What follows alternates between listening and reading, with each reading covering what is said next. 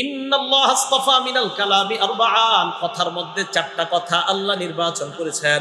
এক নাম্বার সুবহানাল্লাহ, দুই নাম্বার আলহামদুলিল্লাহ, তিন নাম্বার লা ইলাহা ইল্লাল্লাহ, চার নাম্বার আল্লাহু আকবার। হাদিস শেষ হয় নাই, নবীজি বলেন মান ক্বালা সুবহানাল্লাহ, পড়েন তো, কুতিবাত লাহু সালাসুত কুতিবাত লাহু 20 হাসানা। আমরা যারা সুবহানাল্লাহ পড়লাম আমাদের প্রত্যেকের আমলনামায় 20টা নেকি লেখা হয়ে গেছে। এবার আল্লাহ নবী বলেন যে বলবে আল্লাহু আকবার, বলেন মিসলু যালিকা, তার আমলনামায় 20টা নেকি লেখা হয়ে গেছে। আল্লাহ নবী বলেন ওয়া মান ক্বালা লা ইলাহা ইল্লাল্লাহ, যে বলবে লা ইলাহা ইল্লাল্লাহ, পড়েন তো, কুতিবাত লাহু 20 হাসানাত, তার আমলনামায় 20 নেকি। সুবহানাল্লাহর নেকি 20টা, লা ইলাহা ইল্লাল্লাহর নেকি 20, আল্লাহু আকবারের নেকি 20। নবীজি তিনটার মধ্যে বলছে শুধু 20টা নেকি এমন না, ওয়া হুত্তা আনহু 20 সাইয়্যা, তার 20টা গুনাহ মাফ হয়। বাকি রইছে কিন্তু আলহামদুলিল্লাহ। এবার পড়েন আলহামদুলিল্লাহ।